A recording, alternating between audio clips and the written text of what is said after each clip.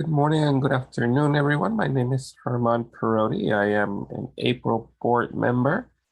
Today, my screen is off, but I am a Puerto Rican brown-skinned man sitting in my wheelchair, uh, talking to you from Philadelphia, the unceded lands of the Lenape people. And I will be your facilitator for today's webinar. Thank you for joining us in this workshop. Each one, reach one, teach one, diversity and inclusion in community outreach and Center for Independent Living programs. I want to mention a few housekeeping items before we get started today. First, when you scroll over the screen, a menu bar pops up.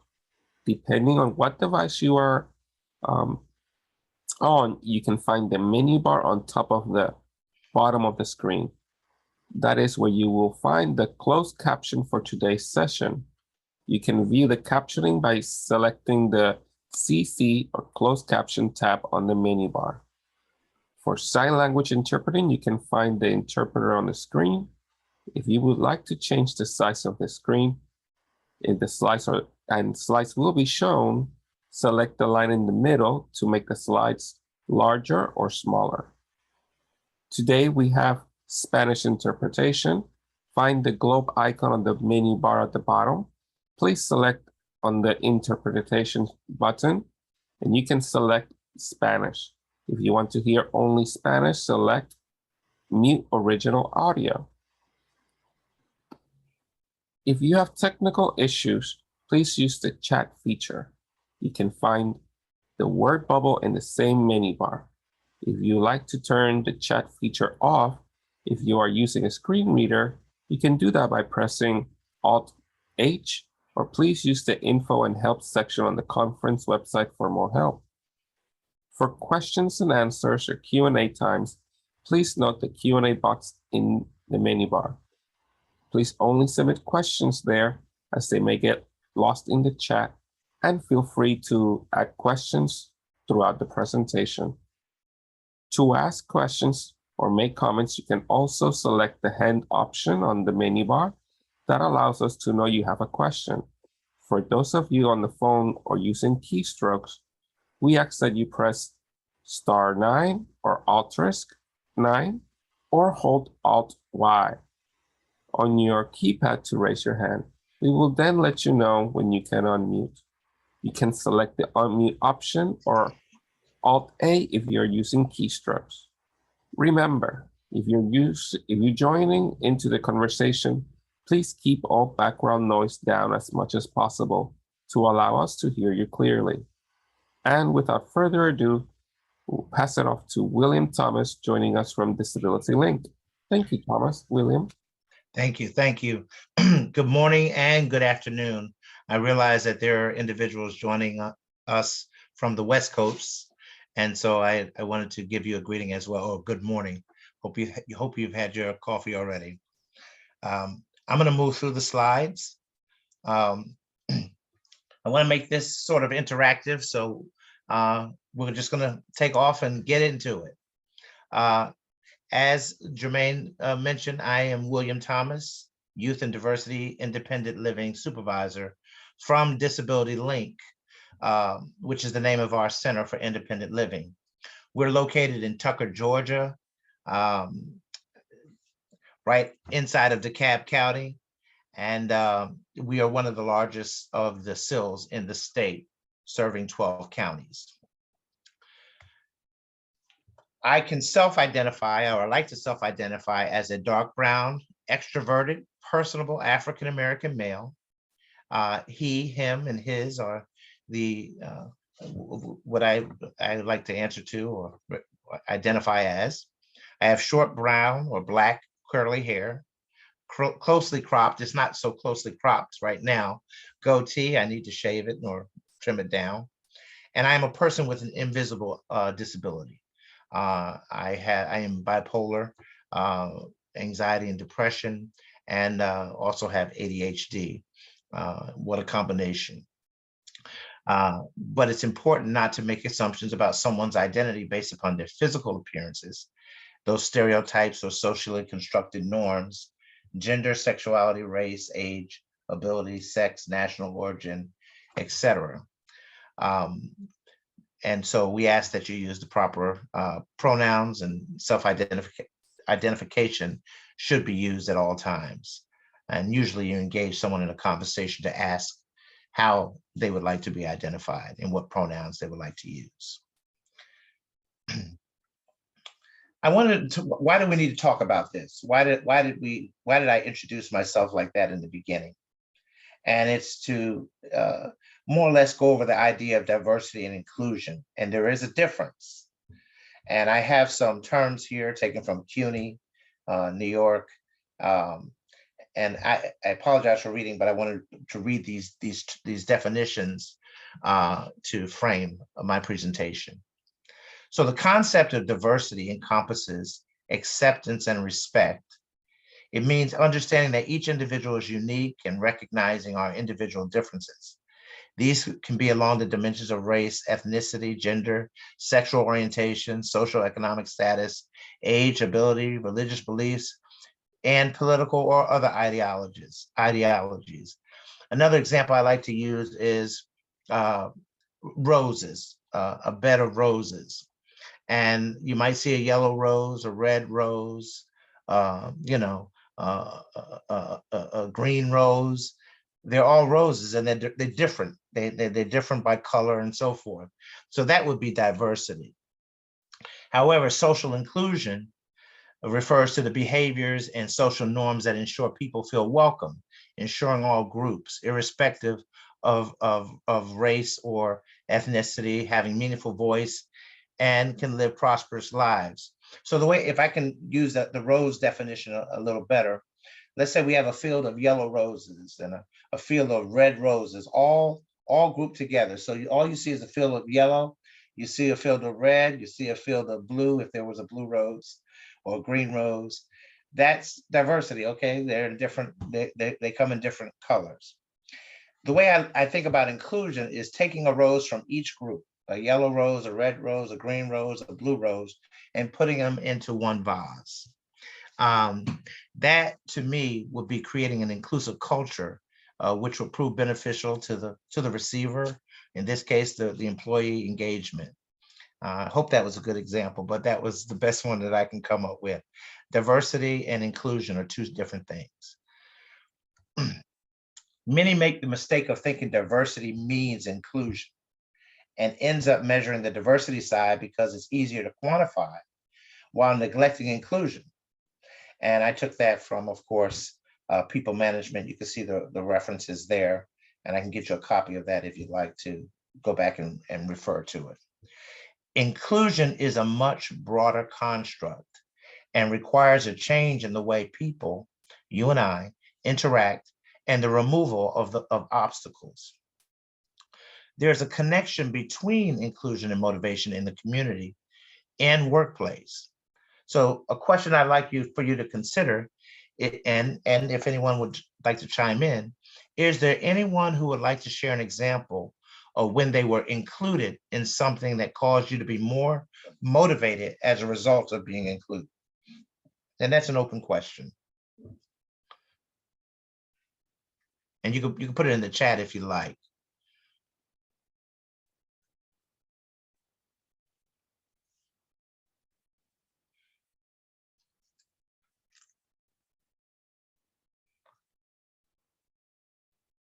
No? Okay. Well, I'd like to share one. So as a young man growing up in the Northeast, although I grew up in a very diverse neighborhood, my parents, who were both educated, sent me to and my sister to an all white school. And so my sister and I, our education, we were primarily educated in a school that was all white. I think my sister and I were one of three, or we made up three African Americans that were in the school. And I remember being offered to join into a drama club. I had never done anything drama. I was not a good public speaker. But I remember being invited to join. And I was surprised because, we weren't received, or the perception was that we weren't received so well. But when we were invited to join the drama club, we became very motivated. And as a result, now at almost 60 years old, some of those same individuals I stay in contact with.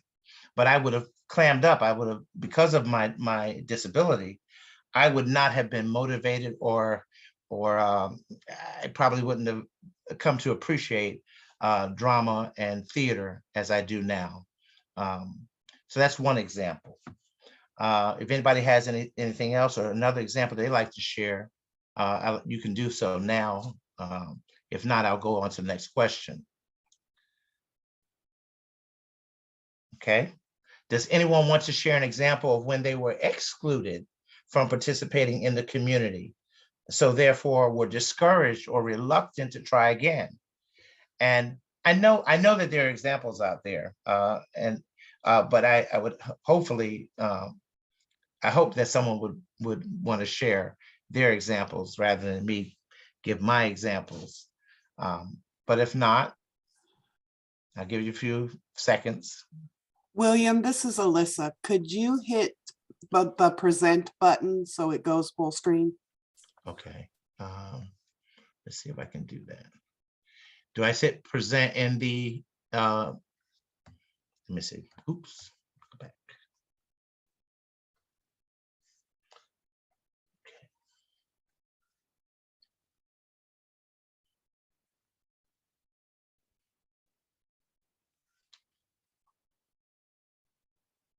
Should I stop sharing to do that?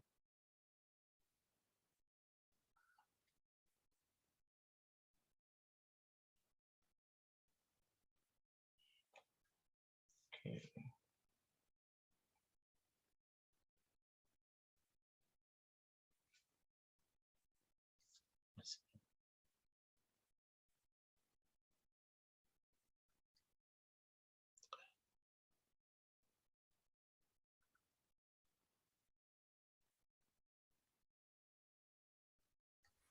This is Herman William. If you press on enable editing at the top in the center. Okay.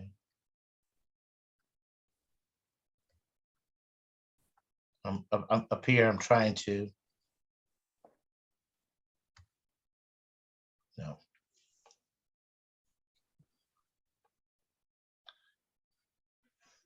Okay.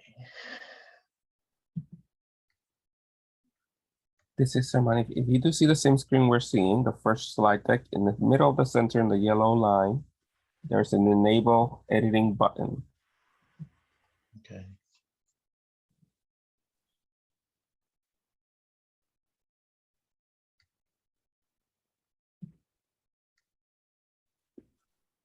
William, we can share the screen if you'd Okay. prefer. All right. I appreciate it. You bet. This is Herman. While we share screen, two comments have come in for everyone. One, I am visually impaired and not often included in things. Because of that, I often have to insist or make noise that says, "Here I am."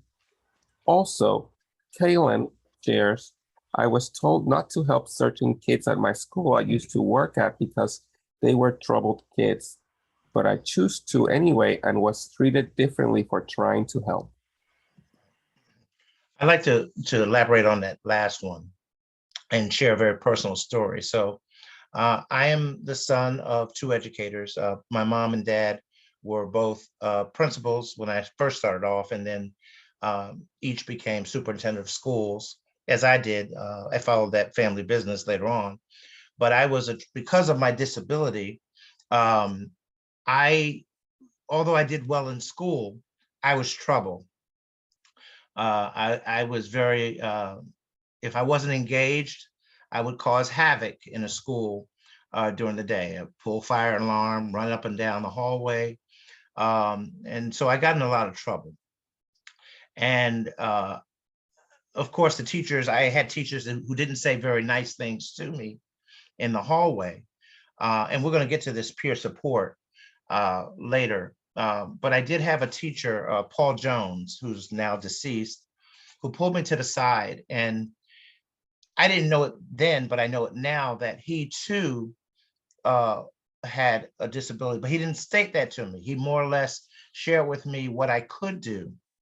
And as a result, I became, and through counseling and so forth and medicine, I became a better student, and years later came back as the principal of that school. Uh, um, but I really like that second sharing, because I was that kid that you didn't give up on.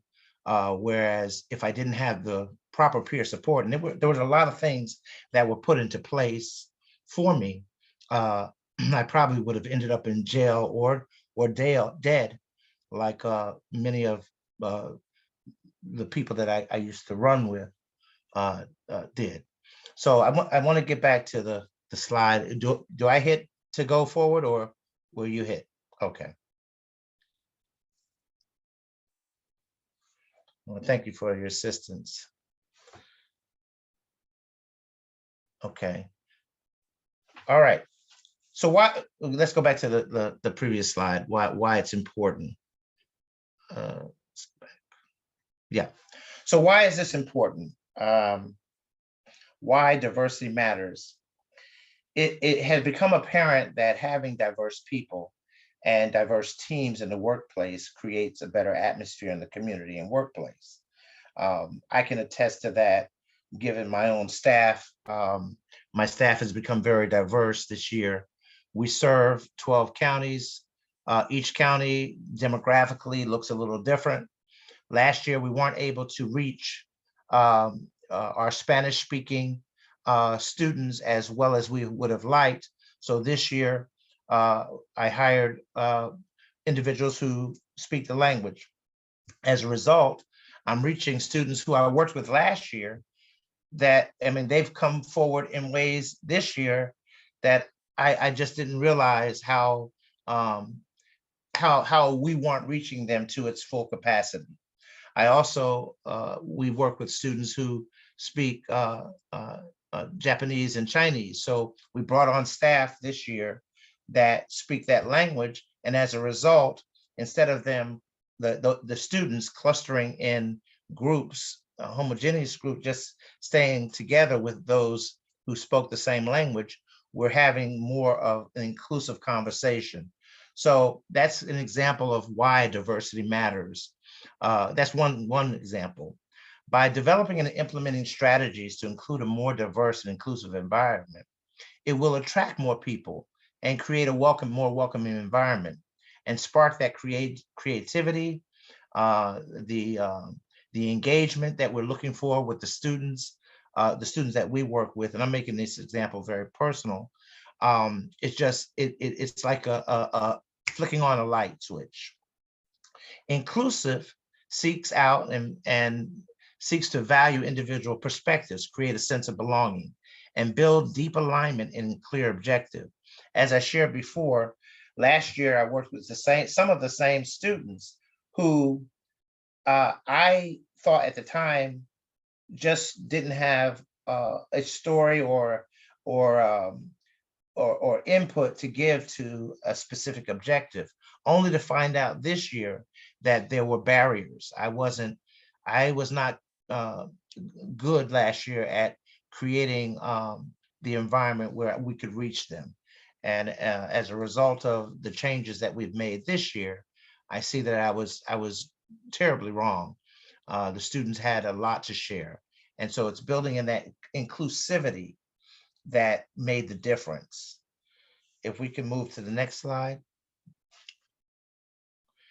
How do we utilize this information in my CIL, with Center for Independent Living? So disability uses this information to encourage our consumers to participate in the follow-up.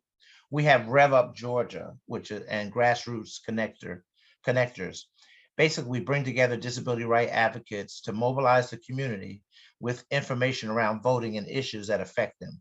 So we're having an election coming up this November, and I'm not going to get into politics, but we rev up we get the word out that it's important to let their voices be heard.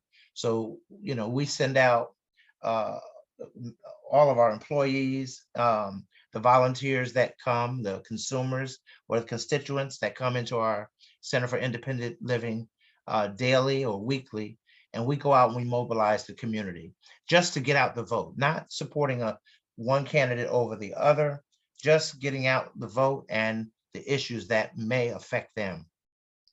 We have Disability Link has a summer internship program, which I'm directly responsible for. So with individuals like me who have a disability, it's sometimes hard to get internships or gain employment or the experience to learn the skills centered around employment. So what we've created at Disability Link is a paid internship where we I go out to colleges, the universities surrounding the area, and I let them know that there's an internship opportunity at Disability Link over the summer, and we'd like for them to apply. And of course, we go through the application process and we choose the candidates that do well in the interview and so forth. And a lot of our interns have been individuals with disabilities, with a physical disability. Others have had some cognitive and or developmental developmental issues where they were excluded from internships. Okay, I see my coworker Galen was a huge part of REVA. Okay, awesome. And then there's Nothing About Us Without Us. Last year, I had the privilege of doing this presentation with a colleague of mine who was directly engaged in Nothing About Us Without Us. And it was a call to action, peer support for disability rights advocates. This also dealt with individuals people with disabilities who were singled out, and violence was the result of engaging with law enforcement. Unfortunately, she succumbed to the very thing that she spoke out about. She became a victim of the violence that is exhibited toward individuals with disabilities, and as a result, lost her life. This is something I'm very passionate about to continue on her behalf and on the behalf of all of us who have the potential to fall victim to this injustice, as I see it. So that's another way that we utilize this information in our CIL through groups and so forth. We have advocacy days where we've gone up to the Capitol.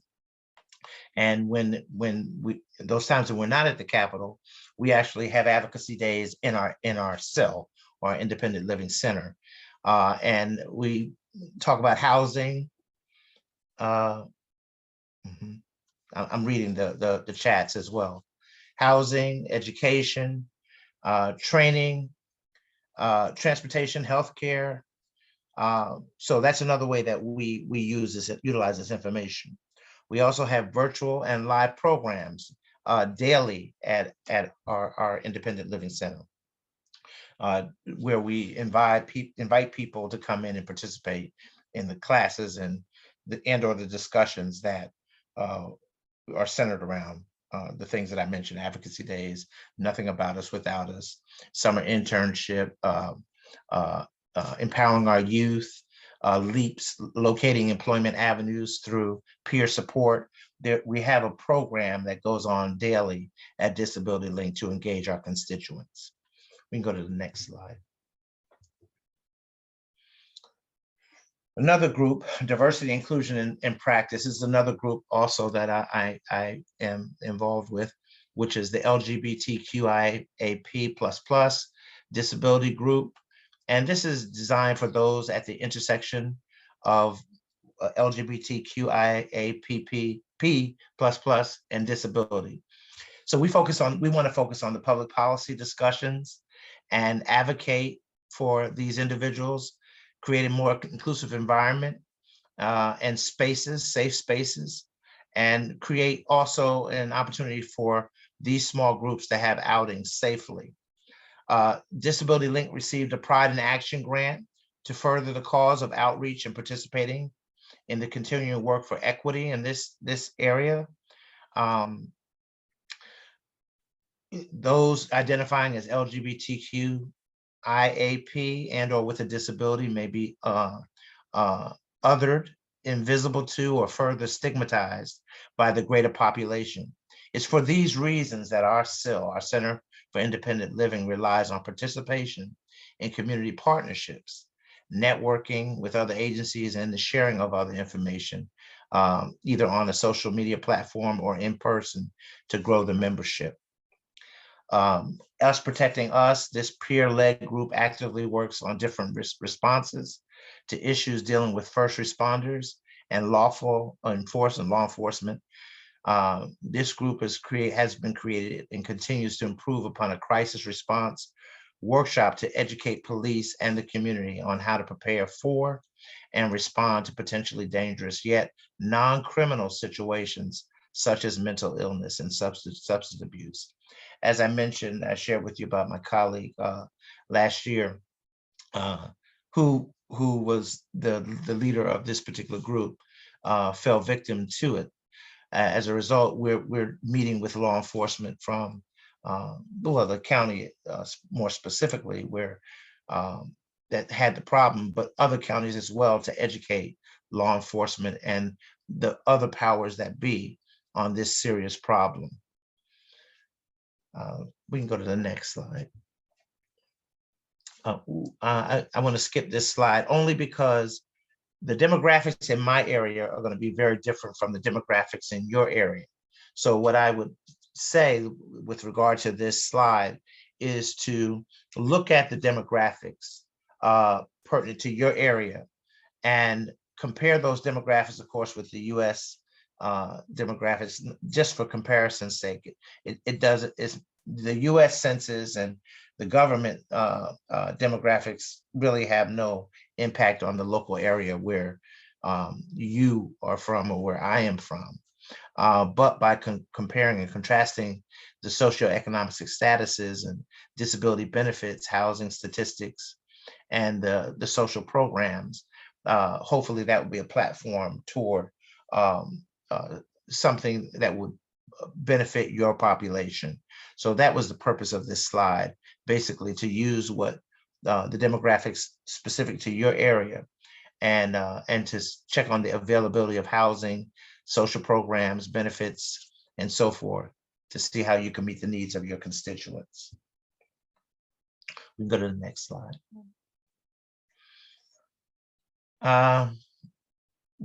What would the program look like? And when I say a program, I'm talking about more or less peer support. I want you to think about that as we move on to the next slide. And if there's some discussion, we'll do that toward the end. How can we do a better job of serving everyone with more equity? Again, that's a question that I'd like for you to think toward the end and share, unless you want to share now, of how we can do a better job of serving everyone with more equity. If not, we can save it for the end. Let's move to the next slide.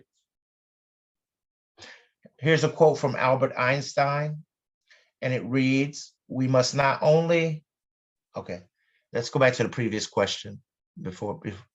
How can we do a better job of serving everyone with more equity and inclusion?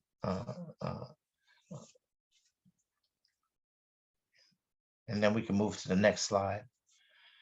Albert Einstein, this was a quote that he coined. We must not only learn to tolerate our differences, we must welcome them as the richness and diversity which can lead to true intelligence. Also, Maya Angelou, I think that's the next quote. She coined the term, we all should know that diversity makes for a rich tapestry And we must understand that all of the threads of the tapestry are equal in value, no matter what their color. And she wrote color. It can be anything else. Place of origin, gender, sexuality. That can go on. That can be expanded upon. Can we go to the next slide? This is Herman, William. We have a question / Okay. comment from someone. Okay. Shares, as someone that studied biology, diversity of species is actually a telling sign of a healthy ecosystem. Yes. Thank you for that. Yes. Any more questions, comments? And I welcome your feedback. I welcome your feedback. I can't see you because I'm presenting, but I can hear you, and I would welcome the open discussion to let's talk about this. That's the only way we're gonna do better, is to talk about this and bring it forward, and to brainstorm about solutions and a way forward. Our stories are our superpower when we share them with others. Offering empathy and support to others rewards everyone involved. Peers across the disability spectrum benefit from sharing strength, experiences, empathy, and encouragement. So my question is, and here's where we get into the meat of this, what does peer support mean to you? What does it mean to you? If anyone wants to share that. I'm reading this from Katie McManus. More equity would include higher access to these peer groups. It went off. Let me see if I can catch the ball. Empathy. This is someone I help. Okay. Kathy does shift. More equity would include higher access to these peer groups and services and the information surrounding them. Often people don't know what's being offered in their areas. Heather shares, sharing experiences and supporting one another. And Marilyn shares, empathy. Yes. Thank you for those rich comments. Rich comments. So I had looked up a generic definition, flexibility and helping one another. Yes, all of you are accurate. All of you know what you're talking about. So the peer support definition that I looked up, and that I'm using, it reads mutual respect. It reads people provide knowledge, experience, emotional, social, or practical help to one another. And your comments, I'm looking at your comments, and I'm also looking at my notes. You guys are right on target. Sometimes they're trained supporters, and sometimes the peer support takes on a number of forms through peer mentoring, reflective listening, coaching, and there's all kinds of peer support. Why is peer support important to you and to me? If anybody would like to share that.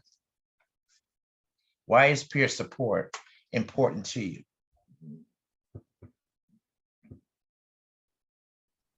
This is Serman. You can put your comments in the chat Yes. or Q&A.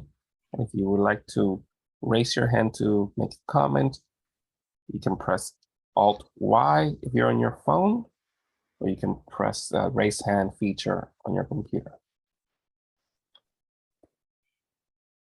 A number of comments coming in from Sequoia. It helps me a better IL, independent living specialist, because it erases the power differential. Kathy shares a sense of community. Jane, everyone needs to feel like they belong. Angela, means you are not alone. And from Amanda, builds a team. Yes, yes, it's all that. And Heather shares, because I had wonderful support when my daughter was diagnosed with ASD, I try not to provide the same support for others. She does try. Other parents, and encourage her to support others.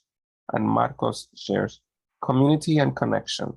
Alienation is one of the greatest silent killers. Yes, it is. Yes, it is. And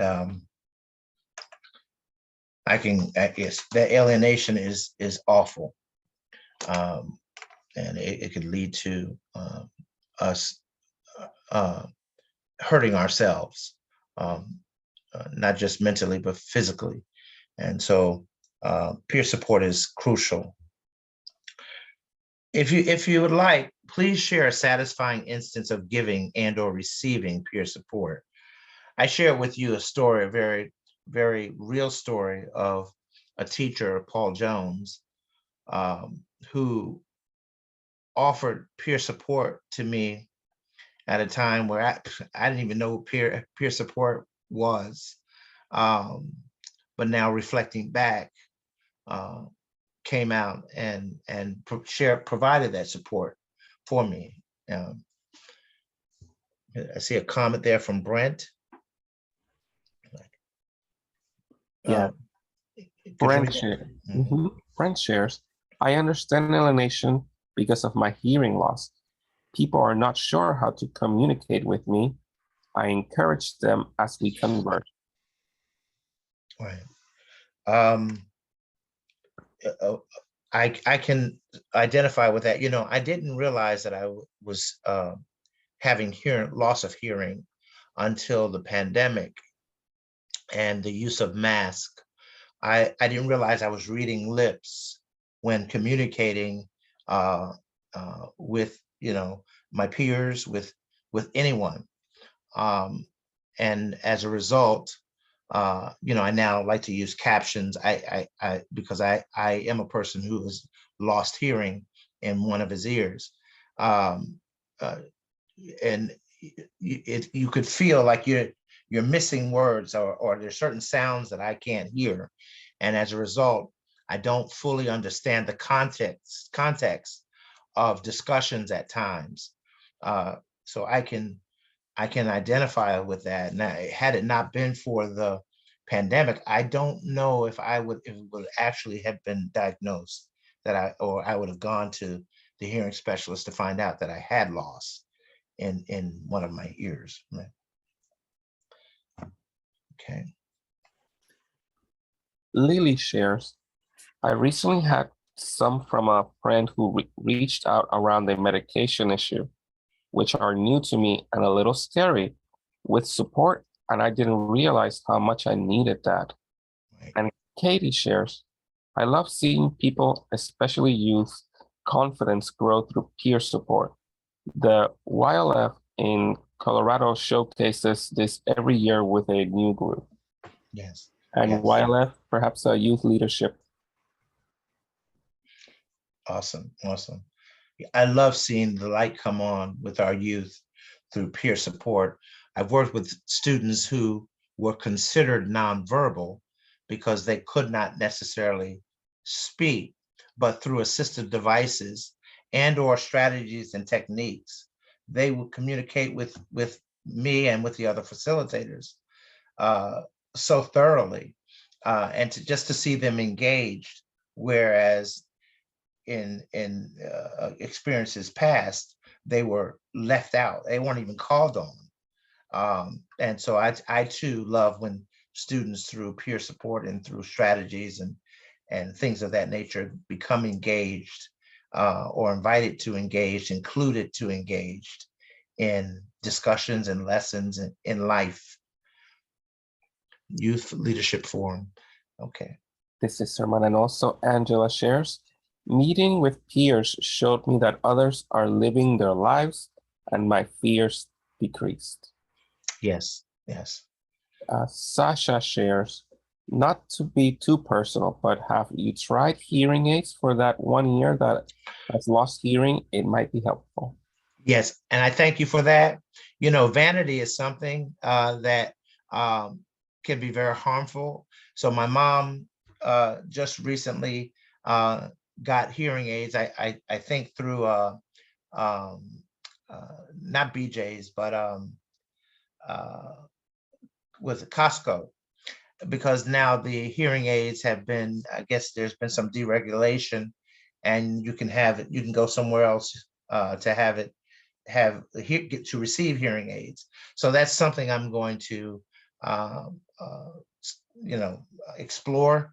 I need it. So I definitely, the vanity is kind of going down on the scale because I'm really having difficulty hearing. So thank you for that. That's peer support. That's peer support. I appreciate that. Let's go on to the next slide. Okay, we've reached the end, and this is the time for questions. And if you also, if you'd like to share, if you ponder some of the questions that I've raised earlier, please share. As you can see, I'm very transparent. I am who I am. And you know, I love a discussion. I learn from you, which is why the title, Each One, Teach One, Reach One. I learn every day from individuals like you, from students, from people at the store, people that I just come in casual contact with. Okay. To ask a question or make a comment, you can also select the hand option. Okay, awesome. So again, if there are any questions, anything you would like to contribute to this presentation, I'm learning too. I continue to learn in this area.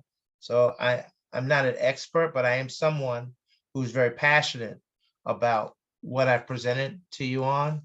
And I just wanted to share with you my view and my experiences. But I want to hear from you.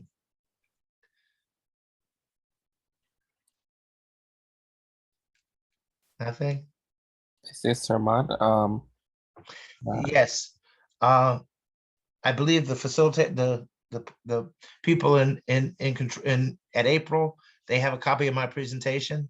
I'm okay with them sending it out. If not, I can send. Well, I'll have to send it to April, and they can send it out to you. This is Herman. You may be able to find the presentation slide deck in the conference website along this event, also on the chat.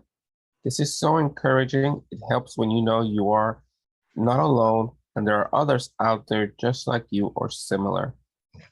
I want to thank you. Yeah. On the Thank you. questions, one comment and then a question. It is important, a comment from Kendra. It is important to know you have a community with you that is dealing with the same things. And a question came in. How do you think CILs can increase more diversity program in our CILs to be more similar to what you are doing? Wow, now I can speak to that very personally. So I just participated in our 5-year plan. I was invited to participate from our executive director, and that was one of the things that came up, that one of the issues or questions that I raised. We are a CIL, if I can be, I'm going to be transparent. Disability Link at this particular time provides services to all individuals within the 12 counties. What we need to do a better job at, and I'm trying to frame my words carefully, is reaching more individuals and including more individuals. So what do I mean by that? At present, the majority of constituents that we have are represented by African Americans, which as a person who my undergrad is in mathematics and statistics and so forth. So I look at that, and when I compare it with the 12 counties, which are more rural, the individuals that we're reaching right now is not a good representation of the counties that we serve. So what do we do? So my suggestion is that we go out to the counties and we go out as a more diverse team to reach individuals who may shy away from participating at this time uh, uh, with Disability Link. And I hope I'm making sense, but I think we need to go out and if they're not going to come to us, we need to go to them and to share the services that we offer, to provide information on what we offer to the individuals that we're not reaching. There's a disconnect. We had if I and those goes along with my notes. So there are 5 categories that, in order to be an effective peer supporter, I think we need to have, which are the communication skills, advocacy. You have to have some skills with the recovery and or resiliency aspect of it, and that empowerment skills.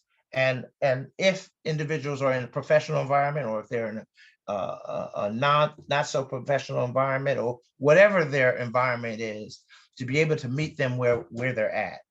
I think those are skills that are critical that we need to have as individuals that work for CILs. Can I type those in the chat? Okay. Yeah, let's see if I can. But I think those are the skills that we need in order to build a better capacity for. Okay, so I'm gonna type.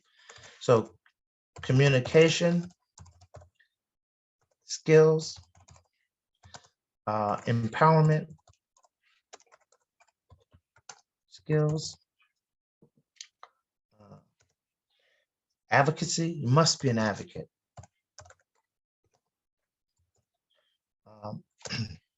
Now, I have a doctorate in educational leadership, but I'm back in school now at Emory for law, and I have another year to go to complete. But I want to utilize those skills that I've gained to bring about change.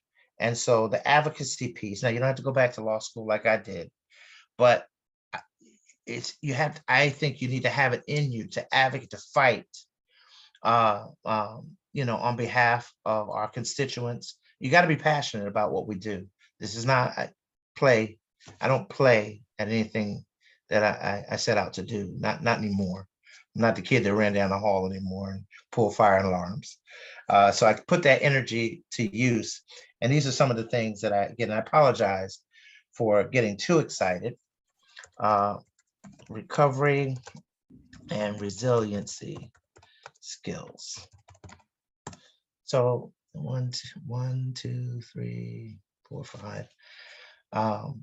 Those are the aspects that I think the 5 categories of skills that you really need to a Center for Independent Living and or its employees needs to have when going out and trying to meet the needs of our constituents or potential constituents.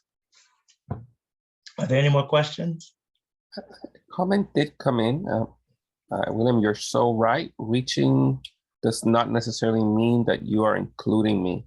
Right. So as you're presenting this framework, you're complimenting on the answer. Ashana adds, may we have your contact information? As a CIL Center for Independent Living, I would like to contact you for peer counseling. Kendra thanks you. And Heather shares, can you explain the recovery skills we should have? Yes, I can.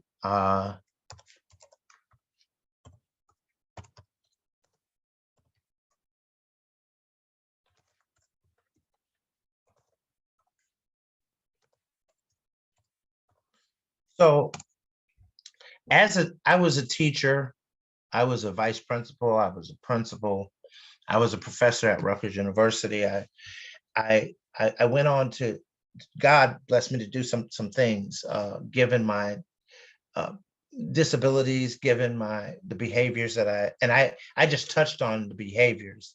I was just described as a bad kid. They were not, meaning my school, was not aware of my disability. I wasn't aware of my disability. My parents were in denial about my disability. And so as a result, I went undiagnosed for a period of time. Uh, but through the peer supporter that I mentioned to you, as a result, that was one of the things that I got.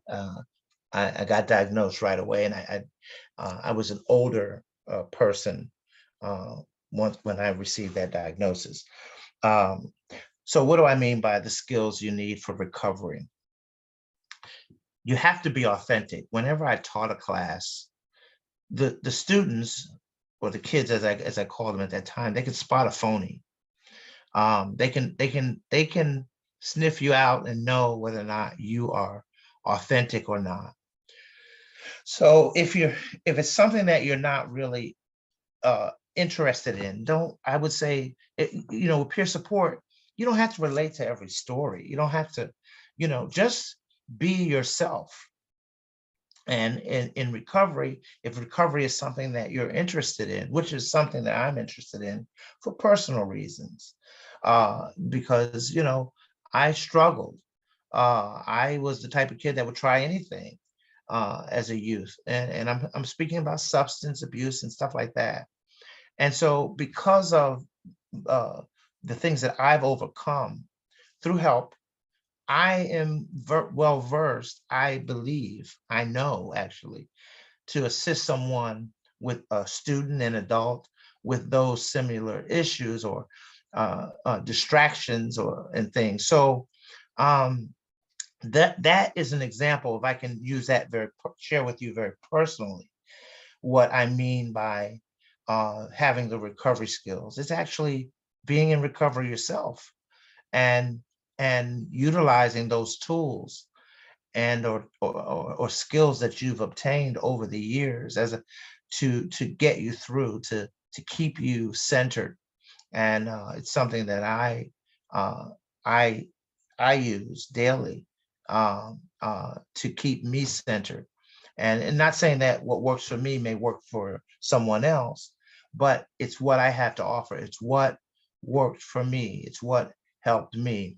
I told you about the school. One of the things I did as a young man, I my school was next to apple cider orchard, and I'm sharing my personal. So what I did, because of me, instead of eating the apples, I got a group of guys. We got together and we fermented the apples, and we put them in an area where they would ferment. And then this is I'm talking about high school folks. I was creating my own liquor, and of course sampling the liquor as well. But those were things that I didn't realize that they were just they they were viewed as being unacceptable, and they were. But all that energy, all that thought, it took a teacher, it took a person who wanted to take a risk and reach out to me and say, "Hey, William, you've got all this energy, you've got all this going on in your head, you know, use it for good." Uh, those are the type. I'm sorry for the long answer, but you asked an answer in terms of the recovery and what skills. It's it's it's having some knowledge of and being able to be transparent in sharing with others what it was that got you through. And uh, you know, I am not cured by any way, shape, or form of my disability. I am on medication, and I do put into practice the tools that I've gained over my life um, to remain centered. And just for today, it's getting me through. And so those are the things that can mean the difference between life and death. And as I touched on, but I didn't go very specific, deep into, with my friend who presented with me just last year at this conference, who uh, would still be here if uh, she was able to reach out and gang and reach out to her peer supporters, her support system. And so uh, that's my answer. I can share. I would love to share more. You can contact me. I'll share more stories about my life and my living. Um, uh, you know, the good, the bad, the ugly, and you know, where I am as a result of the support that I gained. If there's something to measure, I'm a person with 5 degrees, um, uh, where I should have had none. Not that that's a badge of honor or anything, but I could not focus. I could not, I would not have succeeded if you measure my life by succeeding, which I do, without the peer support that I had and have currently. And so peer support is very, very, very, very, very, very, very important. And again, going back to the title, each one, reach one, teach one. That's how that's how I live. I learn from you, and I give away what was given to me back to you. Thank you for allowing me to present. I know you've seen some of the anxiety that's a part of my disability, but I will present nevertheless. Thank you. This is Sermon. Thank you so much, William. There has been numerous messages of deep appreciation for your presentation and the skills and your personal experience sharing with everyone. And it looks like numerous people will be reaching out, and there's just great appreciation throughout. Thank you. Thank you. Thank you for allowing me to present. Thank you. This is Sermon. Thank you, William. It's been a wonderful presentation. For everyone attending, thank you for your engagement. Keep building diversity, equity, inclusion, and embed accessibility throughout. Please take time to complete your evaluation when the webinar closes, as this lets us know how we can continue to improve and keep providing training that you find most useful. Thank you all for joining us, and we look forward to having you join us for the next session starting at 1:30 Eastern Time, 12:30 Central, 11:30 Mountain, 10:30 Pacific. And as we also thank our ASL interpreters, our CART team, and the Spanish interpretation.